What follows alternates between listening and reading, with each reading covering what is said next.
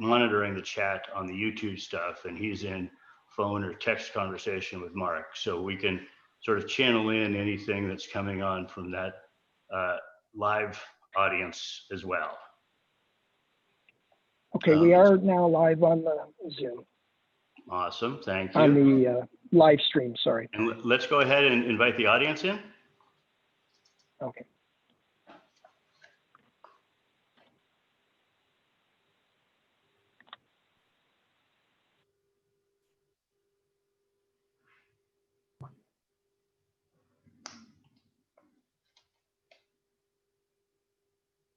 Welcome, everyone.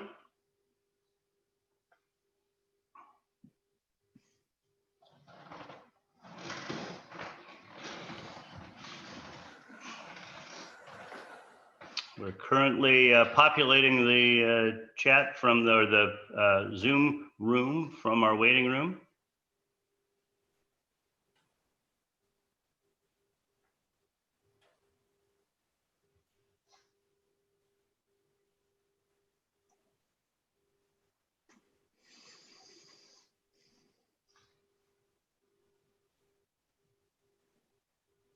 All right, it looks like we're up to about 30 participants at 7 o'clock, 7:01 now. It looks like it's clicked over to. So Mike, would you start the YouTube recording for us? Or sorry, the Zoom recording for us? Looks like we are recording. Okay, so with that, I will welcome everyone to the 2020 Alevinhain Town Council Encinitas Mayoral Candidate Forum. This is a biennial candidate forum sponsored by the Alevinhain Town Council. Alevinhain Town Council is a organization back in Alevinhain that preserves and protects the historical properties of the Alevinhain Meeting Hall, the Hotel Germania, and the shanty on the property. It is an open group that's membership is open to all members of the Alevinhain community. Membership is available through the alevinhain.org website. Mark, can you post to chat, please, the way that folks could get involved or learn more about the Alevinhain Town Council? Sure. And with that, I'd like to introduce the two candidates for mayor, who are probably much better known than I am, but our incumbent mayor, Catherine Blakespeare. Hello, thank you. Thanks for having me today. Thank you. And the challenger, Julie Thunder. Hi, Dan, and hello to everybody out there. Thank you. So as you guys registered for this Zoom candidates forum, you were able to produce questions that were of interest to you.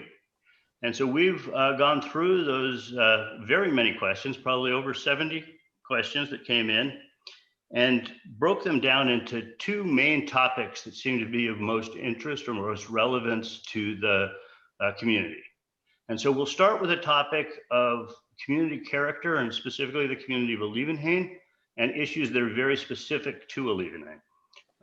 These aren't necessarily the most popular topics that came through on the survey, but we believe that with the many mayoral forums that are out there and available, we have a special responsibility to highlight those issues that are of utmost importance or very parochial to Alevinhain.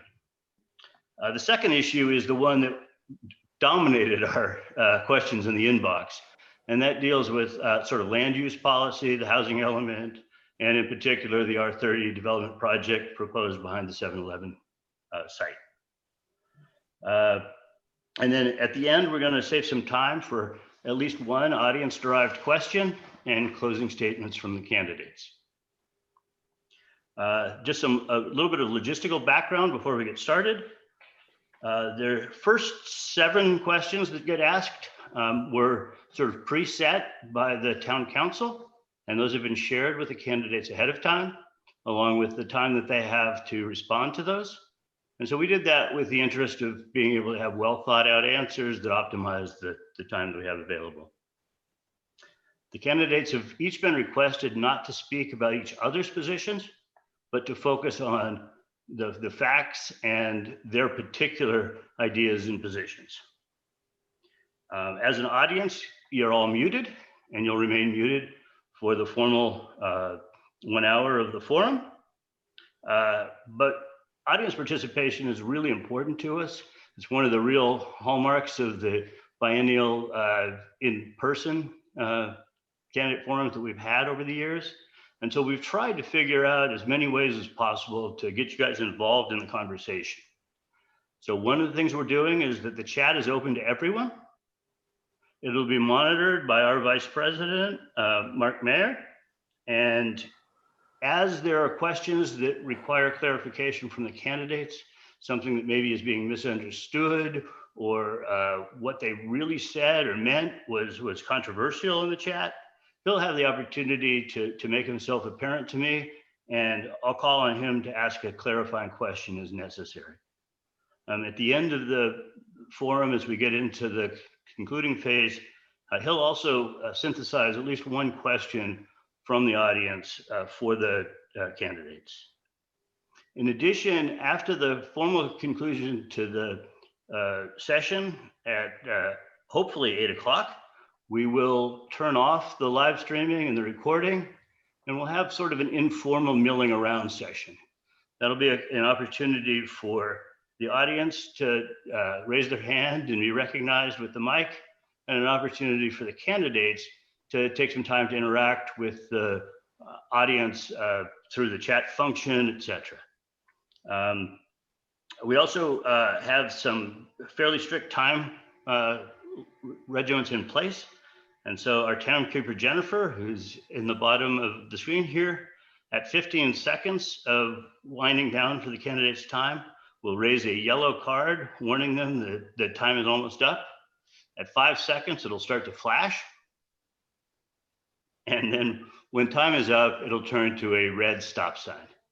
Candidates have been asked to just complete their sentence at that point and honor the time commitments so that we can get the most time into the 1 hour that we've scheduled for this as practical. With that, and no further babble from me, let's move to the first question of the session.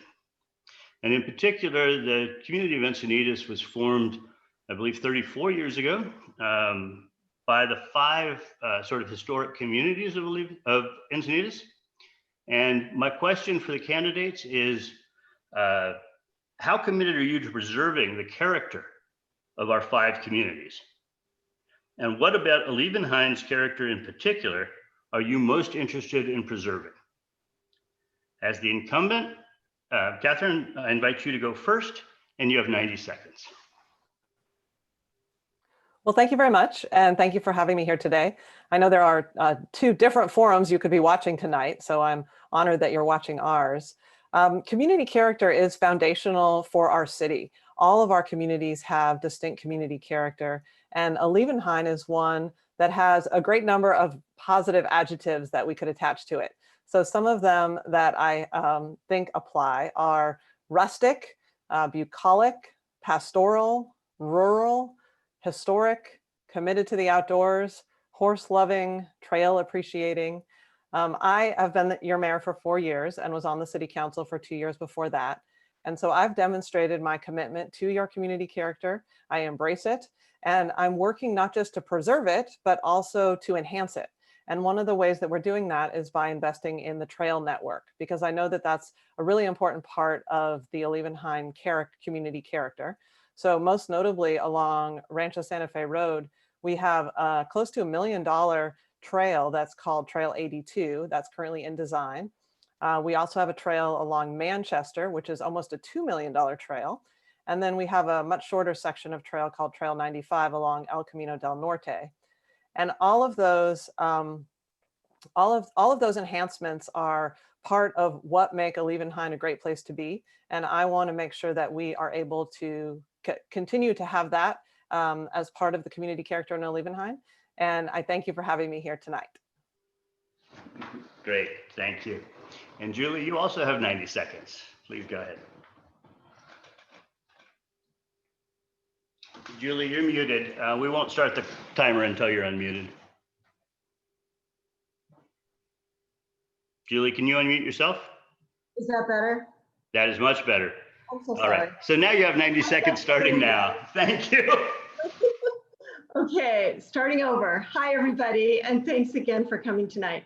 When Encinitas was incorporated in 1986, it was for the precise reason to develop a community identity and to gain local control of land use. In fact, the term community character is cited 19 times throughout our general plan. I'm fully committed to preserving each of our community's uniqueness. It's the very first item on my website, a slideshow of the 5 communities in which the Olevenheim slide states, my mission to, quote, keep Olevenheim rural. I love history, and it's important to me that buildings like the town hall be kept in their original state and protected from harm. Olevenheim also represents a way of life, with quieter neighborhoods, less sounds from car traffic, dark skies. These are some of the very qualities that attracted most of you to live there. They deserve our protection, and you have the right to that protection. There is nowhere else in our city or our neighboring cities that you can see a horse cruise by and hear chickens and goats, all while driving your kids to soccer practice. I've done it many times. And for the record, I still miss the cows grazing just to the north. Thank you. Okay. Awesome. Thank you both. So Olevenheim serves physically as something of a wildland urban interface for the city of Encinitas. And with that, the fire danger is real to our community. All of those of us that were in here in 2007 remember being evacuated and the fires that stopped at the Bridges golf course. We've formed an Olevenheim Fire Safe Council in order to, and that's a partnership between the town council and the fire chief.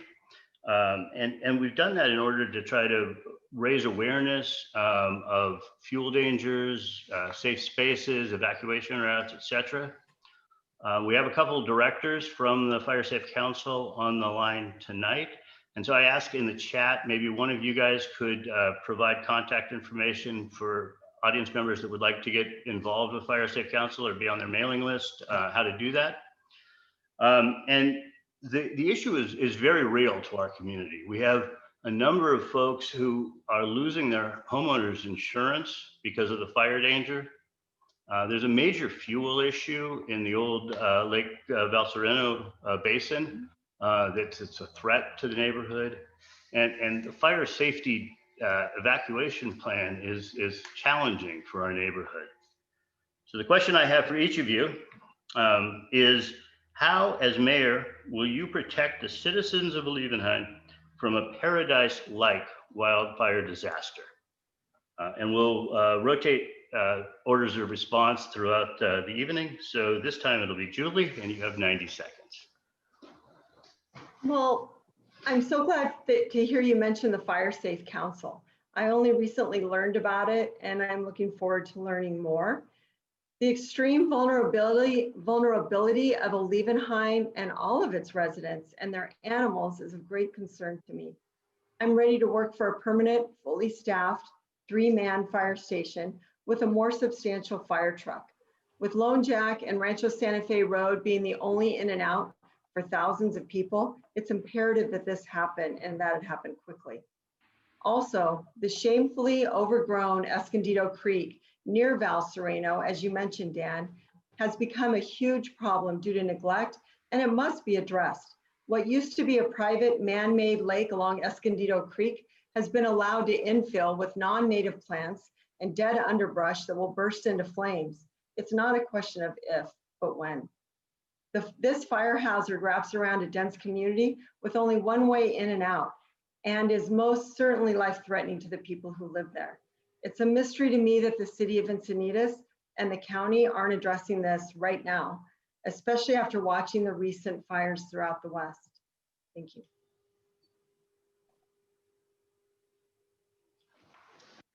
And with that, Catherine, it's your 90 seconds. Okay, thank you. So I've been in a local elected office here in Encinitas for 6 years, and every year I worry and think about and plan for wildfire, because there's no question that it is a threat to our community. And before COVID hit, just right before it hit, I did a tour through Alevenheim with our fire chief to see all of the preparation that goes into protecting our community. I think that we all know some of the things that are really important to do to have a plan, especially for large animals, and to prepare. So even in my house, we have a go bag, and we prepare to leave when we have Santa Ana conditions like we do right now. The months of September, October, November are particularly scary because we see fires all throughout the state. We see them in our county, and we're just always keeping a vigilant eye on the rest of our community to make sure that we stay safe. I was on the council that invested in creating the fire station in Alevenheim about 5 years ago, making it permanent, because before that it had not been permanent and had been staffed on overtime. So I'm really happy that we have that, that commitment to the community now. And I've also been endorsed by the Encinitas Firefighters Association because of my commitment to public safety and to our firefighters, making sure that they're well funded, making sure that our community is as safe as possible, that evacuation routes are prepared in advance, and that we can do everything possible to make sure that our community stays safe. Awesome. I want to thank you guys both for doing a great job of the timing. So our third and final question, preset question for the Alevenheim section, deals with Rancho Santa Fe Road traffic, and especially the peak rush hour traffic congestion and the safety of the thoroughfare. In fact, we've had more questions about that than any other Alevenheim specific topic. And as I believe you both know, Alevenheim Town Council and Councilman Mosca partnered shortly after the last election cycle on a Rancho Santa Fe Road task force. And that has the ambitious goal of building community consensus about what we can best do to address the congestion and safety issues along Rancho Santa Fe Road. Indeed, we had a relatively contentious meeting this morning. I think, as both of you would probably acknowledge, building consensus around a controversial issue is challenging. However, our goal and our commitment is to build that consensus within the Alevenheim community, and we're hoping to be able to do that by early next year. So my question for each of you is, as mayor, will you support funding consensus improvements to Rancho Santa Fe Road that our community requests? And given our fiscal constraints as a city, what would you not fund to be able to make this investment? And we're back to Catherine, and you have 90 seconds. Well, thank you. I would absolutely commit to funding those consensus improvements. I think what you've described, working with Councilmember Mosca, having the city engineers involved at the beginning, working to build community consensus, is the epitome of the right process, the bottom-up approach to coming up with something that everybody or most people can agree is a community good. So you're trying to tackle traffic congestion and safety concerns. And I think there can be competing goals in terms of making it either faster to get through the corridor or less fast to get through the corridor, and how you approach that when it comes to stop signs and other improvements. I would say that if there is a consensus plan that can come out of this, it would immediately become a top tier funding priority, because we would like to improve all sections of our community in ways that the community wants. And we see those things happening, like in Leucadia. Leucadia Streetscape is an example of a project that made its way through that same process. And we are still now in the process of building it. And this is something I think that would truthfully be more modest than Leucadia Streetscape. And I think we've already made some improvements, like increasing the turn pockets when you're headed onto Rancho Santa Fe Road. The left turn now, the signaling has changed so that it allows more cars to get through in a more efficient way. So I absolutely commit to this. I think it's great that you're doing it, and I'm eager to follow the progress as it goes, and I support you all the way. Thank you. Very good. And Julie, you now have 90 seconds. Thank you. Dan, I wasn't aware that the Rancho Santa Fe Task Force has come to a conclusion about how best to upgrade Rancho Santa Fe Road. I've seen the survey, but haven't seen any conclusions. So I look forward to seeing those soon. If the consensus for improvements are a true reflection of the majority of people in Olevenheim, and the rural community character can be preserved, then yes, I would support it 100%. I think what you guys are doing is what I wish all of our other communities were doing. You're organized, you're taking ownership of the problem, and you're actually executing to find solutions. I love that. I'm curious to see if the majority of people want traffic circles or stoplights, sidewalks, and curb and gutter. But please don't block the horse trails alongside the road. I like those. And by the way, I would dial back, or I've already spoken out that I'm interested in dialing back the current council streetscape plan. It's just too much at 55 million for 2 miles of road. And so hopefully if we get a majority and we're able to dial that back to a reasonable project, then it would make more sense then it would make it more easy to move forward with your plan. Thanks. Sorry. Okay, very good. Thank you much. So Catherine, you did not note what you would unfund in order to make the funding available for the Olevenheim improvements. Very briefly, can you mention one or two things that might be targets for the extra funding? Well, first of all, I want to say that Leucadia Streetscape, we do not know that its cost is 55 million because it has actually not been costed. It has not even been fully designed.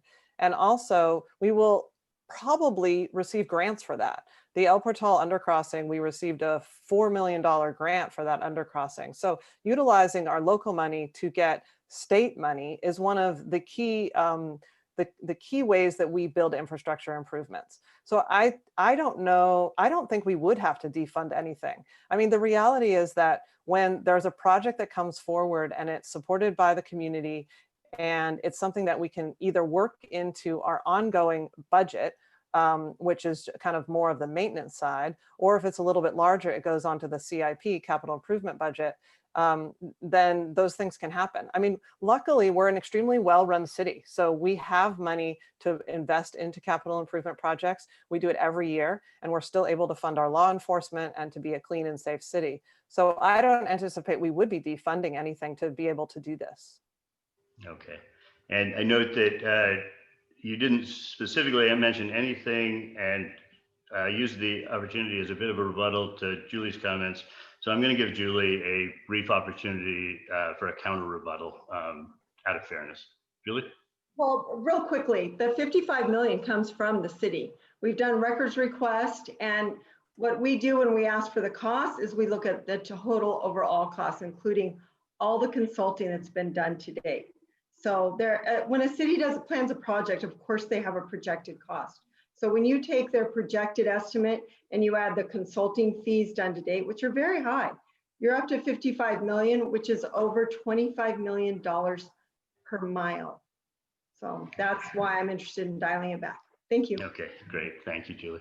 Okay, so with that, we've introduced what I think is a relatively unusual format for the mayoral forums. And we're inviting the candidates to each ask a question of their opponent. And so the first opportunity here will be for Julie to ask a question of Catherine. You have 30 seconds to ask a question. Afterwards, Catherine will have 90 seconds uninterrupted to answer your question. Julie, please go ahead with your question. And yes, you're right. We have not done this together before. So way to blaze a new trail there, Dan. So Catherine, my question is, staying on the topic of character, you've said that it's, quote, just and fair that Olevenheim take its fair share of affordable units. Can you explain what is just and fair about the Olevenheim or about the Goodson project? Okay, and Catherine, you have 90 seconds to respond to that question. Well, the Goodson project is not a project that I support or that I promoted. Olevenheim has one site on the housing element update. And my opponent loves to say that we should be scattering these around and not having just 15 sites. But state law requires that they be at least half an acre in size. And we had to find property under state law that was vacant and there was owner interest. So that made the available land in the city of Encinitas difficult to find. So this project is not something that has been finalized. It was also a bit of a bait and switch by the developer, who was proposing about 140 senior living apartments and then changed that and is doing another project now. But it has not been completed and submitted, so the details aren't final. And there's no way for me to really comment on what I think about that project in advance of it. I will say that I support projects that protect community character. I have no history of approving large housing projects in this city. Since I've been in local elected office, we haven't approved any. And if you look at my record, just last month, we actually denied a project for a hotel and a timeshare project that was on La Costa Avenue. So in no way am I a pro-development candidate or interested in ruining community character or overdeveloping our city. I am very much interested in having projects that fit into our community's character. And one of the ways to do that is through granny flats. So that's an important part of our housing stock as well. Okay, very good. So that was the maiden voyage for a candidate asking a candidate question. And Catherine, this time it's your chance to ask a question back of Julie. You have 30 seconds to ask a question of Julie. Okay, thank you. So who a local candidate supports for United States president is a reflection on their approach to issues that are simultaneously both national and local, like climate change, solutions for homelessness, poverty, and the commitment to a diverse and egalitarian society. Given that you were a lifelong Republican and are supported by Republican interests until a month before you declared for mayor, and you told many people of your support for Trump in 2016, who are you supporting for the next president of the United States? All right. Julie, before you answer on your time clock, there was a given that sentence in there. And so I'm going to want to hear in your own words, what is your history of registration with political parties? What is your current registration, and how do you see yourself as aligned with a political party? I've been a Republican for most of my life. I've always called myself a Ronnie Reagan Republican. I have lost interest in the party long ago. When I looked into running for mayor, I realized that one of the problems in Encinitas is this heavily partisan politics that we're playing in Encinitas. So I became an independent because I did not want to run for office and be influenced by a political party. I think Encinitas has had enough partisan politics, and I want to be part of a movement that brings us back to the center. Okay, Julie, I appreciate that. I note that the response was a little bit beyond what I'd asked. You've been very quick on your times so far, so I'm not going to penalize you for that, but I would like to caution you. Don't I get to answer the question? You will, yes. I'm about to start your 90-second clock, and what was going through my head was, should I shorten the clock? But given that you finished your time frame ahead of time, pretty much every time we've clocked it, I'm not going to do that. I'm going to invite you to answer Catherine's question for the full 90 seconds that's available to you. Please start now. Thank you. I have never, ever, vocally or publicly spoken out in support of, frankly, any president. I'm not like that. And I never have spoken out publicly or to anybody about support for this particular president, because I wouldn't do that. I don't understand the huge push to try to throw me into a corner that I'm not in. The only thing I can see is it's a political move because they don't have much to use against me.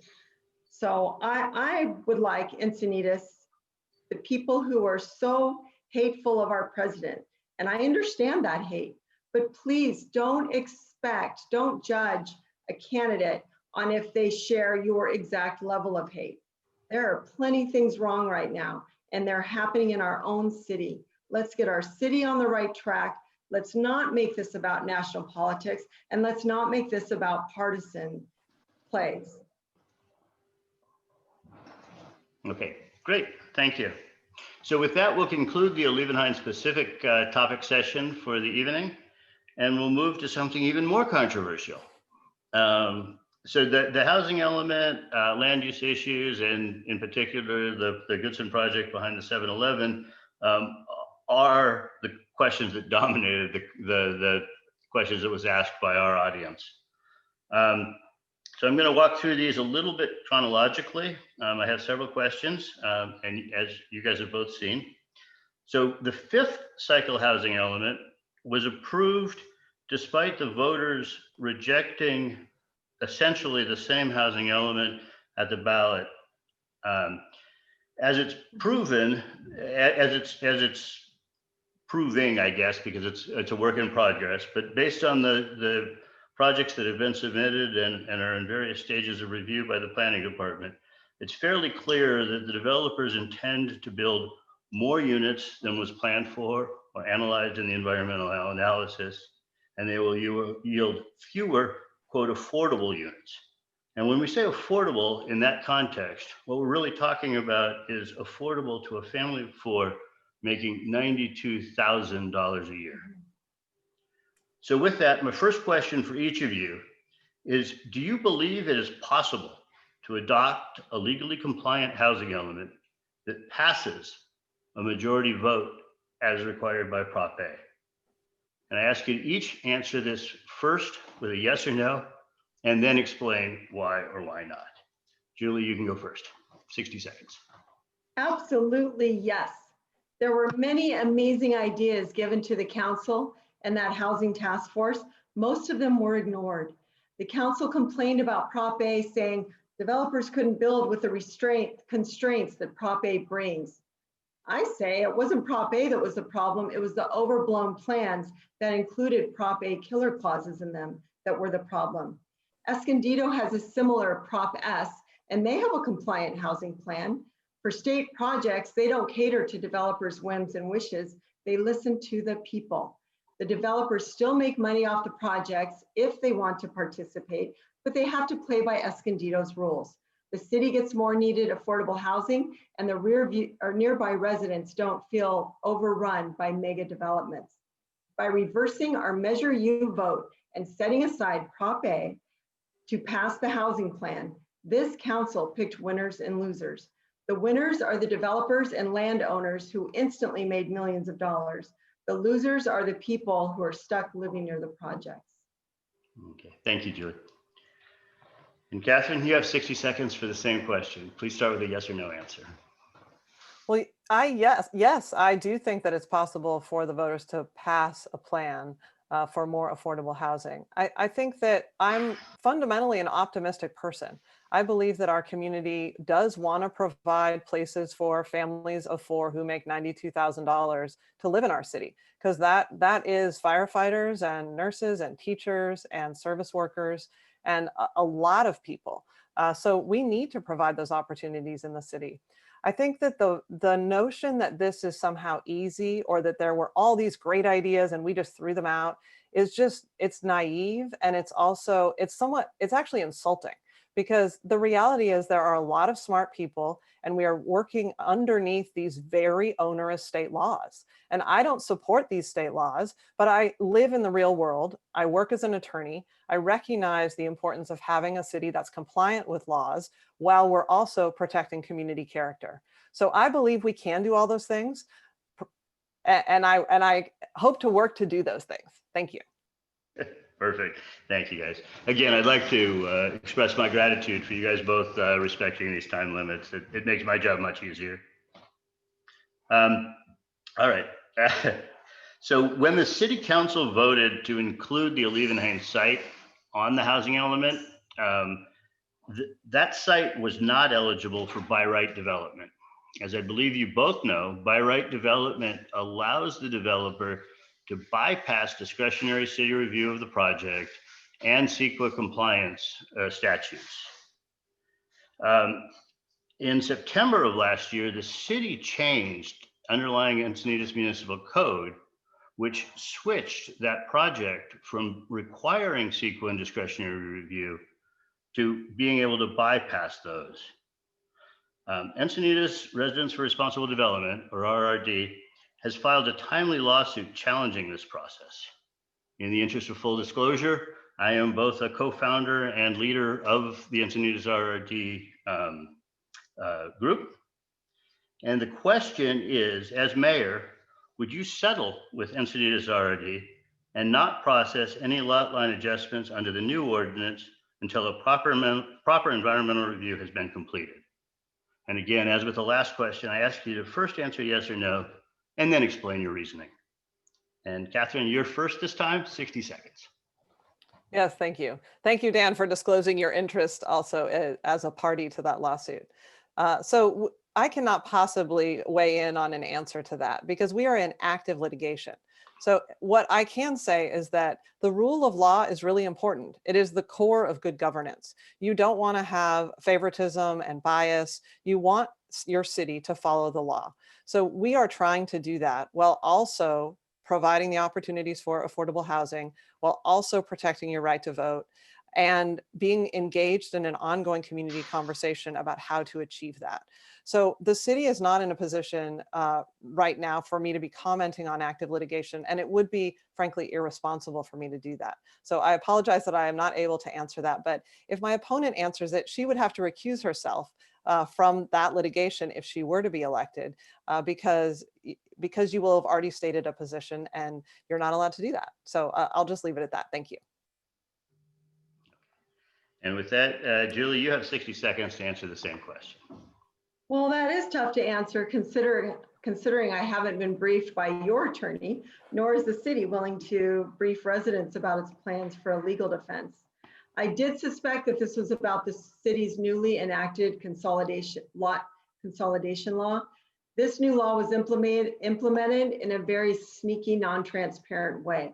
The planning department processed a seemingly benign change to our municipal code that ultimately allowed Goodson, or any developer who wants to join together two lots, to avoid an environmental impact report. This law was slipped in without an honest and open explanation to the public or the planning commissioners as to what the true ramifications would be. I'm in full support of reversing this lot consolidation decision, and any large project absolutely needs a full environmental impact report. I'm also in support of shining daylight on the way our city does business, which seems to favor outside interests over residents' property values. Very good, thank you. So I'd like to move a little bit from the 5th cycle to the 6th cycle. So as you both are fully aware, the city is now on the hook for coming up with a 6th cycle because we did the 5th cycle so late in its period. And recently the state HCD has come back with comments on our initial proposal for a 6th cycle housing element.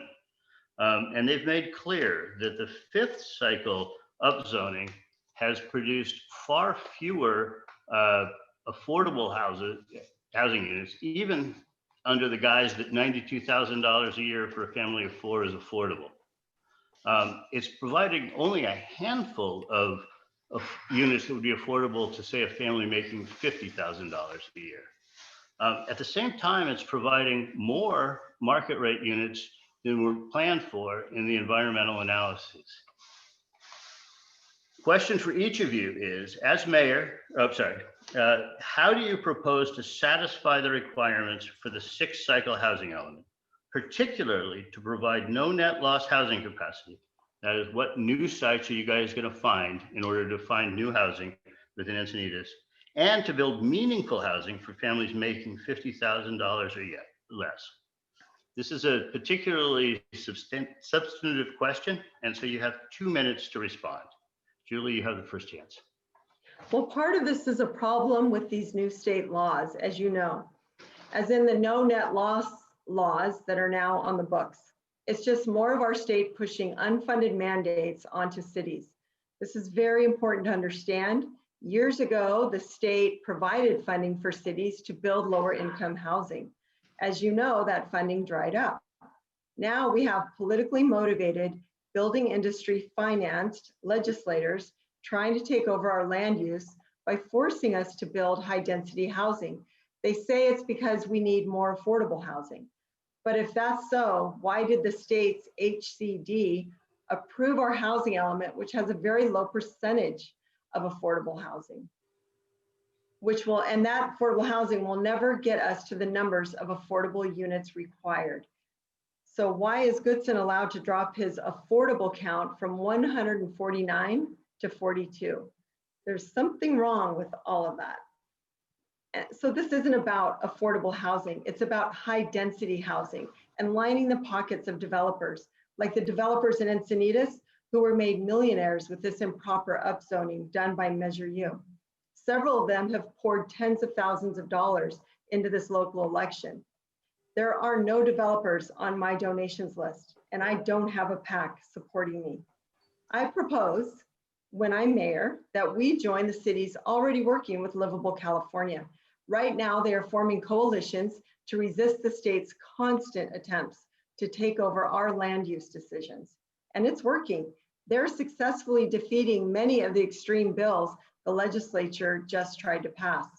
There's only one candidate for mayor proposing we join the cities to fight back. In the meantime, I will always vote to accept the minimum units required by the state to satisfy the state. And I will always vote to expect the maximum percentage of affordable units be built with each project. Thank you. Thank you. And Catherine, you also have 2 minutes for the same question. Okay, thank you. You know, this allegation that developers are supporting me and that somehow my opponent doesn't have anything like that is just a complete fiction and a lie. So her family business is called Thunder Jones Commercial Structural Concrete. That is how she lives in Encinitas. It's from commercial structural concrete. So there is clearly a connection to the development community there. And the city of Encinitas is we are in no way a pro-development, pro-housing city with a pro-development mayor. Like I said before, I cannot remember any of big housing developments that I have approved or that we have had come before us in the city of Encinitas. But we are trying to do what is required. So we need to comply with state laws. We need to provide more affordable housing. We need to protect community character. And all of those things together are what it means to be actually in the arena, figuring out how to problem solve, how to do it in the best way possible, how to make a plan that the community can support. So one of the things that I was all in on and continue to be is accessory dwelling units, because that's a way for us to scatter homes into existing neighborhoods in a way that does not have as much of an impact on our communities. And it also gives the value to the landowner, not to the developer. And so having an approach that's really systematic, that goes after this, that applies it, that says, let's make this something that we're known for. We've more than tripled the number of accessory dwelling units or granny flats in the city. Waived off, provided plans for free. This is something that takes leadership. And so finding those solutions of things, how can we add housing in a way that works in our city, is something that I am working on all the time. I care deeply about your community character. I care about the community character of the whole city. And I want to support that while also complying with the law. All right. And along the lines of each of you speaking for each other, I'm just going to ask for a couple of little clarifications because you guys are starting to dance into that area of speaking for each other. Julie, what is your family business, and is it part of the construction industry? Absolutely. I'm very proud of my husband and what our best friend from college at San Diego State have built. They built Thunder Jones Contracting Group. They build structural concrete. The name of the company was wrong. It's Thunder Jones Contracting Group. They are not developers. The word developer is not in there. Neither one of them are financial guys. They're not land investors. They do concrete jobs. They build parking garages and foundations. They used to do driveways when they were starting out for years, but they're not part of developers. They're the guys that come in on a subcontract. All of their jobs are subcontracts, just like the plumbers, just like the framers, just like the flooring guys. They come in and do their part and they get out. Why was it a brilliant move? I'll tell you, because the guys that do the concrete get paid first. It's worked out very well for us, and I'm very proud of how our sacrifices paid off. Thank you. Thank you. Thank you. And Catherine, along the same lines, Julie asserted that you're supported by political action committees, supported by the building industry. I assume she's talking about folks like Marco Gonzalez and YIMBY supporters, et cetera. Can you speak a little bit to the credibility of that assertion? Yeah. So I have a broad range of supporters. There are more than 800 people who have supported my campaign. And there are the system involves having these PACs that support candidates. And there are PACs that support my opponent, for example, Citizens for a Better East County, $10,000. You know, what is that? Citizens for a Better East County. So the people who are supporting me are local people, like you just mentioned.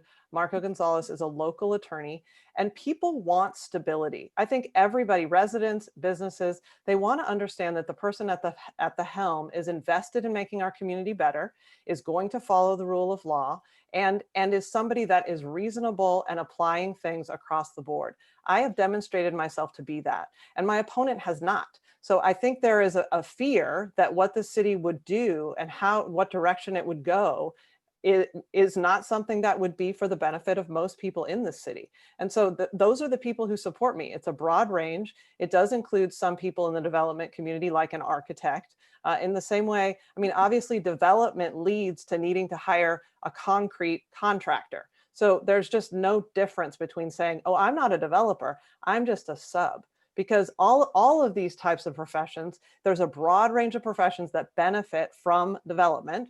Concrete, just like any other part of the construction field, is one of those. Thank you. All right, we have a fourth and final question on this topic. Encinitas affordable housing advocates, including Keys for Homes, St. Andrew's Faith in Action, and Encinitas RRD, believe that to build housing accessible to people with very low incomes and below, that's 50K or below, it is critical to build projects where the city has site control. Site control in this case means either they own the property or they have a partnership covenant with a development partner who does. These are the projects that are most compatible with outside funding sources to subsidize the housing. And these organizations believe that this is the best way to break the R30 buy right, no net loss cycle that builds 6 market rate units for every affordable one. So my question to each of you is, will you pledge not to vote to upzone additional high density lots unless the city has site control, either by deed or covenant? Please answer yes or no and explain why or why not. This is a 60-second question, and Catherine, you're up first. Well, the city is not in the position of having site control right now. So the city right now zones and the private market builds. That's how it has worked historically in Encinitas and in many communities. Some communities built or bought properties like San Marcos. They own a lot of properties that they can enter into these partnerships to do affordable housing projects. If we have community will to move forward with that type of a strategy, I would love to do that. It's the kind of thing that would need financing. So projects that are 100% affordable, they have tax incentives, they have subsidies, they have partnerships with local governments and also with the state government for certain types of projects and grants. So it's the kind of thing that we could do if we have a community will to do that. I am not sure if that's the case, but I would love to pursue all options. All right, and so I'm just going to ask a clarification on that. You answered a little bit early, so hopefully it doesn't throw us behind a little bit. A, you didn't actually start with a yes or no, and B, through your conversation, the city does own properties like L7 and Pacific View. The county owns the Burns site. The transit district owns property along the train tracks that Tony's been talking about. So there are some theoretical, at least, possibilities for site control properties. Can you give us a yes or no and maybe address the viability of some of those sites? Yeah, I mean, one site that people bring up all the time is the Public Works Yard on Encinitas Boulevard, which is right next to the freeway. But the reality is that site is utilized and it's an industrial use. So there is heavy equipment stored there. There are workers. It starts very early in the morning. My opponent loves to say, oh, that's a great place to put it. And I've heard that from people all across the board. But when you actually look into it and see what's happening on that site, it is a heavily utilized city property for an industrial use, which is not compatible with adding housing onto it. We could buy properties. We could potentially invest with North County Transit District. I think that's a great idea. And that would also be near the train station. And then the burn site is something that we have been talking with the county about. It's a toxic waste dump. I mean, it would need to be cleaned up and somebody would need to finance that. But those are all opportunities that we should consider in the future. Absolutely. All right. I still don't know yes or Okay, no. Do you want to give me a quick yes or no? Yeah, the answer is no, because that's Okay. not feasible. It's not feasible. You can't, I don't think you could legitimately, honestly claim and say yes. I wouldn't believe you if someone said that. Very good. All right. So Julie, the same question. Will you pledge to not to vote to upside on high density lots unless the city has site control, either by deed or covenant? Please answer yes or no and explain why or why not. We'll give you a little bit more than 60 seconds if you need it. Yes, as much as I can, because I believe you're onto something there. And that's exactly what we've been saying, the other challenger candidates and myself. I can't imagine any scenario that I would vote for more R30 where an outside developer sets at the controls. The city of Encinitas owns plenty of land that could be used to build 100% affordable housing in reasonable sized projects that won't overwhelm the immediate area. We should, in addition, the projects that are there, and while we're trying to do this great idea that you bring up, Dan, and if we have to zone up again, we should have a requirement that on the R30 zones, that they be 25 to 50% lower income instead of the 15 that's now being offered to developers. The city's own housing attorney, Barbara Kauts, K-A-U-T-S, said that it's fairly common to have a significantly higher inclusionary requirement on these, but her comments were forgotten. So absolutely, there's a company, I'm absolutely all for the city doing its own affordable housing. There's a company called Chelsea Homes, and there's several like it that do exactly this in the city of San Diego. They're experts at finding the funding. All the city has to do is come up with the land. And by the way, they have a really good record. Most of them, as far as I have a good record, of running 100% lower income apartment complexes that are nice. They're not, we have a nice one on Vulcan called Iris Apartments. It's really nice. It's small, there's no impact. I've driven through it many times trying to check it out and see if that's something I can envision for Encinitas. So I'm hopeful in that. And I would rather spend money on lots to get through this process than that 55 million for streetscape. Awesome, thank you. All right, before we transition to the second round of asking candidate questions, you might have seen a poll pop up in front of you. That's part of our effort to get the audience involved in asking a question. And so for the audience, if you get a chance to answer that poll, that'll be part of the next section after this topic concludes. For everybody that's trying to actually speak, you can just clear the poll out of your window and we'll get through it. Okay, and so for the second round of questions, Catherine, it's your chance to ask Julia an opening salvo. Again, you'll have 30 seconds to answer a question for her to have 90 seconds to respond to. Okay, thank you. Every time you've been involved in the community, it seems like you're against something. So for example, against the coastal rail trail, founding no rail trail, against streetscape, against the homeless parking lot. Encinitas hasn't seen you involved in proactive community projects, like being on a commission or on one of our community or business organizations. Can you point to any positive initiatives that you have been involved in here in the city of Encinitas? Well, to start, I wouldn't be chosen for a commission. Your partisan politics has been in control of the council for quite some time, and you pull up people who are only think alike like you do. So there's a lot of people who've been shut out. I mean, if Kurt Grossclose can't be appointed to the planning commission, we have a problem.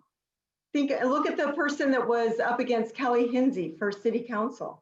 There's definitely a machine here, folks, that's bringing people into the city, into the commissions, and into the council because of their partisan politics. That's what I want to break. As far as opposing projects, if it's a bad project, you're right, I oppose them. The rail trail was a terrible project. In fact, you opposed it also, Catherine. You went to California Coastal Commission with us to fight for putting it on the west side, which was our position. So it really gets tiresome having you point that out to me all the time. And finally, the rail trail would never have been opposed if it wouldn't have destroyed the last piece of open space in Cardiff along this section. It also destroyed beach access for an entire community, for thousands of people. Now, we have our access back. Why?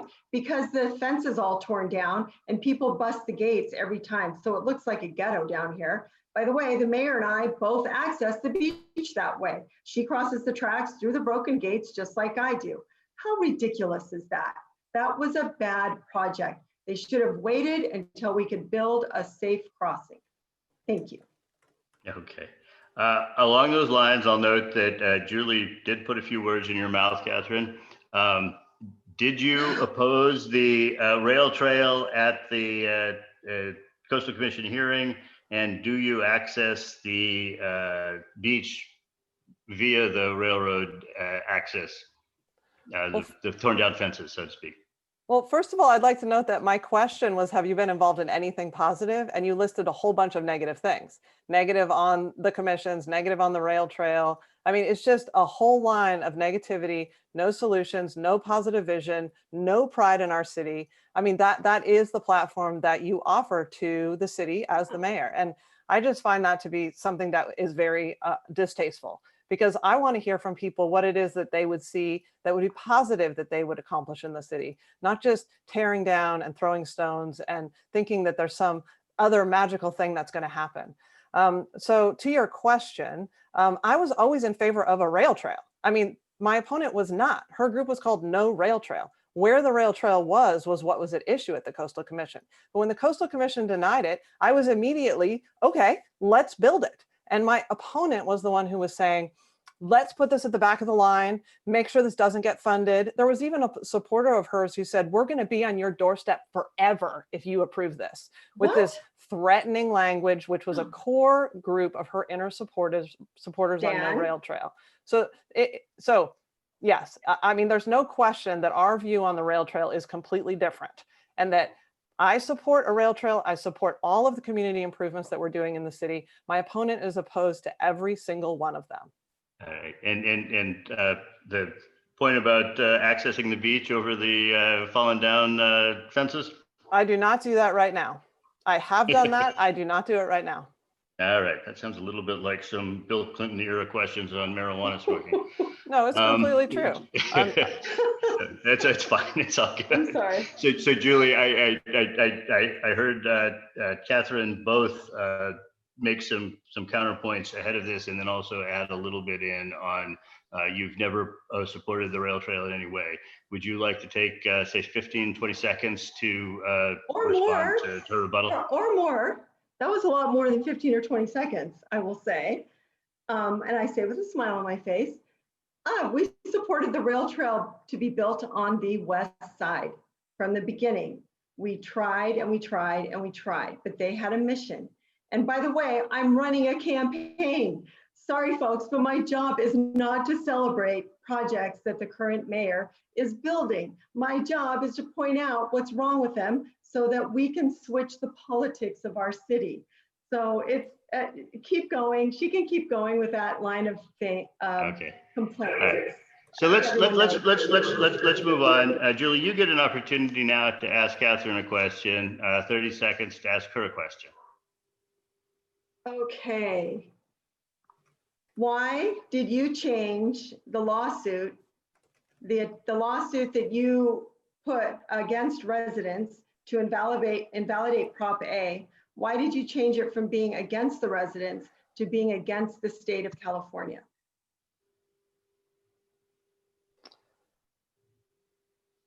Are you ready for me to? Oh, yes, please go ahead.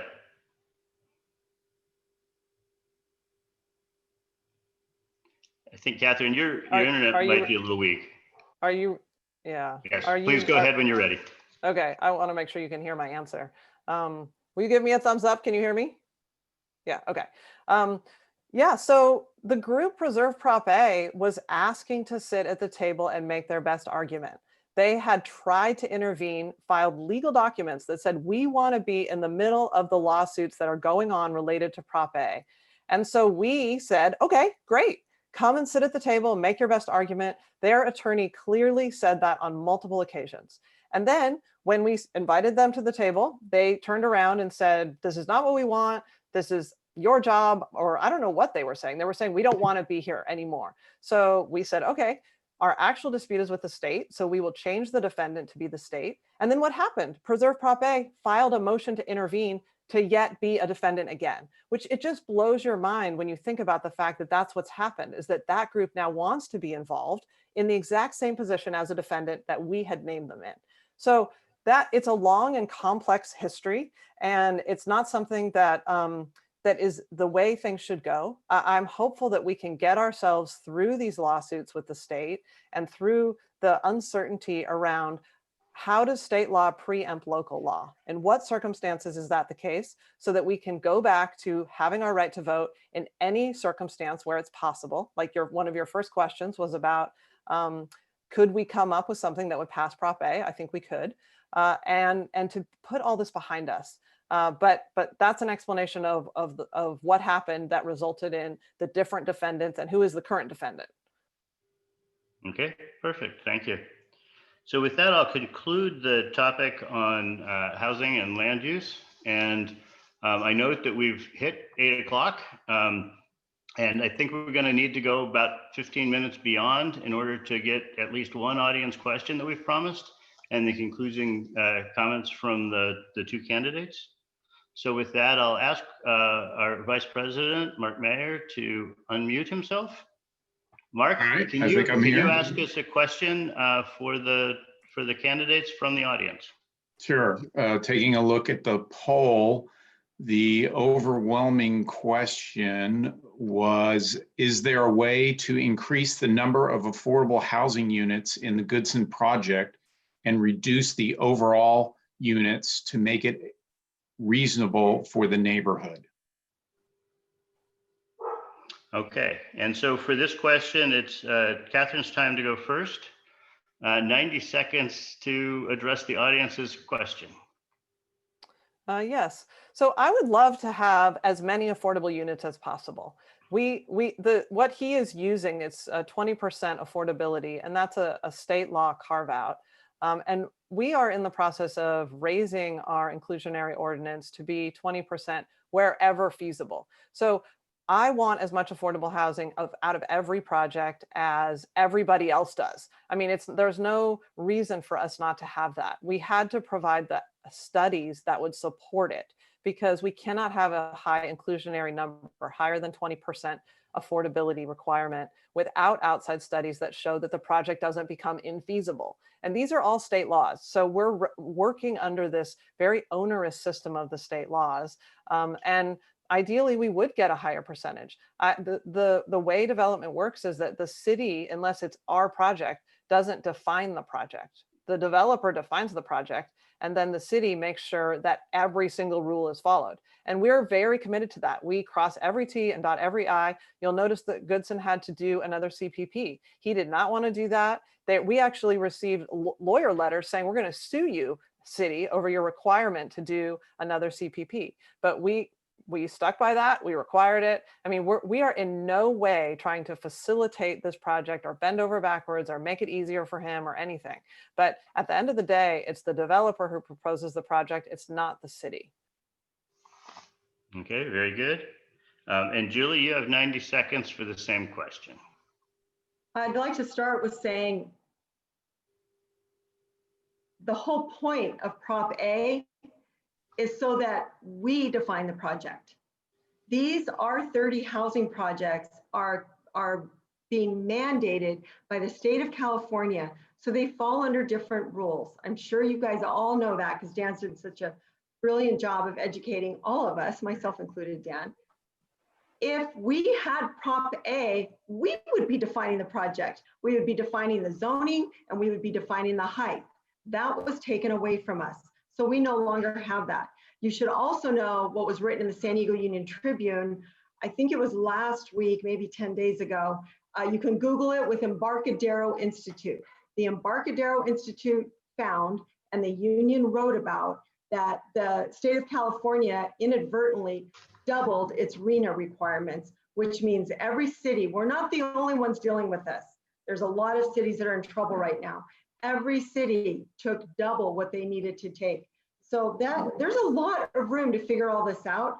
And last thing, were I mayor when this housing element was passed, or it never was passed, and I never would have, anyways, Goodson would have had a much higher requirement, like 30 or 40% anyways.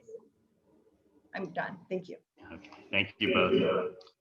So I just wanted to note with a little bit of pride that the question that came out of the audience wasn't how can we have fewer affordable units in Olivenheim? It was the opposite. And I think that makes a real point about the character of Olivenheim. Rural doesn't mean rich. Rural doesn't mean NIMBY. Rural is a lifestyle. And when the Desert Rose project, the horse property that was there before the density bonus project that I think predated, Catherine, your involvement. But when that came up, there were two caretaker families that were living on the property. Very low, extremely low income, probably, by RENA definitions. They were displaced for basically a Carmel Valley-like subdivision, wall to wall, $1.5 million to $2.5 million homes, where you could pass a stick of butter from bathroom window to bathroom window, where there's no yard. And what did we get from that in terms of affordable housing? We got one deed restricted, 80% median family income unit. And so when you talk about diversity and inclusion, I think it's important for us to understand that, you know, the rural community is a diverse community in its own way. And the people that live here are important to all of us. And gentrifying our community is a threat to our community. And so I just wanted to make that last point for the folks of Olivenheim, because I think that maybe gets mixed a little bit when we hear some of the citywide messaging about this is the only project we're asking in Olivenheim. With that, we'll conclude the question and answer part of the candidates forum. And we give you guys each 2 minutes to make concluding statements. And I think the concluding remarks, we said, Catherine, you'll go first with 2 minutes. Okay, thank you. So I'm running for re-election as Encinitas mayor to continue our great successes.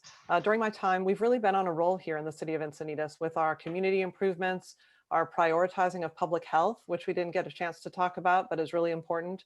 And we are a safe and a financially stable city. So we are a really positive place to live. And I hear that from people all the time, that they love living in Encinitas. And I am committed to preserving and enhancing that. What you see from my opponent is only negativity, complaint, conspiracy theories, and gripes. And there is nothing positive that she is offering the city. I want to call to your attention the fact that she did not answer the question about who she would support for president, saying she doesn't want politics in this race. But then later, this is a quote, "My job is to run a campaign so we can switch the politics of this city." Switch the politics of this city. Everybody who is on the city council has been elected into those seats. This is not some fiefdom that I control. They were elected. So the people have decided who represents you in Olivenheim. It's Joe Mosca. Jody Hubbard represents Cardiff. She defeated an incumbent. These are people, Tony Kranz has been on the council a long time. We are all serving in these roles because of what we offer to the community. And I am proud of our ability to work toward consensus. We are not a council that's driven by personalities or by political theater. We are a council that is trying to get things done. And if you look at my track record, I have gotten a lot done, a lot of community improvements, while maintaining us as a safe and well-run city. I would like to continue that work. It is tremendously important, and it is my great honor to have been chosen to represent you in the city of Encinitas for the last 4 years as mayor. And I hope that tonight, the difference between the candidates and my platform and her platform make the choice clear. Thank you very much. Thank you. And Julie, you have 2 minutes to conclude. Thank you. As you all now know, the city has paved a pathway for the Goodson project to swell up to nearly twice its intended size. My opponent should have never offered this site up, and the state of California should have never allowed it into our housing plan. There is no way our city leaders didn't know what this would become. Even more devastating is what has been done to the voters of Encinitas. My opponent has reversed our vote twice. First, by submitting Measure U housing plan after we rejected it. And second, by reversing our Prop A vote. Lastly, she sued you and me to permanently remove Prop A. Don't believe any of that stuff. If you're curious about the Prop A lawsuit, ask Bruce Ehlers, your neighbor and the head of the Planning Commission. I will defend your community character and home values. I will protect Prop A, our right to vote on zoning. I will speak up for people who need an affordable place to live. We can do all this without ruining Encinitas. We can demand the developers set aside a higher percentage of their projects for lower income housing. My opponent refuses to do that. Is this why 9 developers have dumped money into her campaign? 2 of them contributed nearly $20,000 to a political action committee solely to re-elect her. What do they expect in return? Also, 3 of the developers benefited from Measure U. And folks, there's more than housing at stake here. A recent Sandag report shows violent crime in Encinitas is up 58%. Does that statistic reflect a mayor who cares about public safety? This is why the Deputy Sheriff's Association has endorsed me. So have numerous former mayors, commissioners, taxpayer advocates, public safety officials, and other community leaders from both sides of the aisle. The far left, the far right, the little left, the little right, and right down the middle. They're all endorsing me. I envision an Encinitas that places public safety and neighborhood preservation ahead of other considerations. And I will always fight local control of our land decisions. I will always fight for local control. If that's mythical thinking, it's a myth I can turn into reality. Thank you, everyone. Thank you. All right. With that, I would like to thank the candidates. You guys have done an admirable job of staying on point and on time. I really appreciate that. You've done a fairly admirable job of not speaking for each other. I also appreciate that. I want to thank the audience who's participated in this. And this will conclude the formal portion of our forum. After this, we will keep the Zoom call open for another approximately 30 minutes. One of the important things in trying to build in some of the look and feel of our traditional in-person forum was a sort of a milling around period after the forum. And so what we'll do after the conclusion of the recordings is to turn the mic over to the audience and give them a comment period, and allow the candidates an opportunity to jump into the chat room if they want to and say a few words. And with that, maybe have a little bit more of an informal showing. Before we do that, Jennifer, could you unmute everybody? And we'll ask the audience to give a round of applause to the candidates for their courage and candidness in participating this evening, and everyone for a well-run forum. Hopefully this was very informative and illuminating into the differences of the 2 candidates. So thank you, everybody. I'm looking for it. Where'd it go? Sorry. Unmute all is failing us. I'm trying. I don't know where it went. Oh, gosh. Can't find the button. Sorry, I don't have that button. Okay, I've asked everybody to unmute themselves. You're welcome to unmute yourselves and give a round of applause if you'd like. Oh, just participants. Sorry. Thank you to both of the candidates. We really appreciate the time and the candidness that you've given us all. Mike, would you please cut off the recording and the live streaming? Will do. So now what? It's ending or that they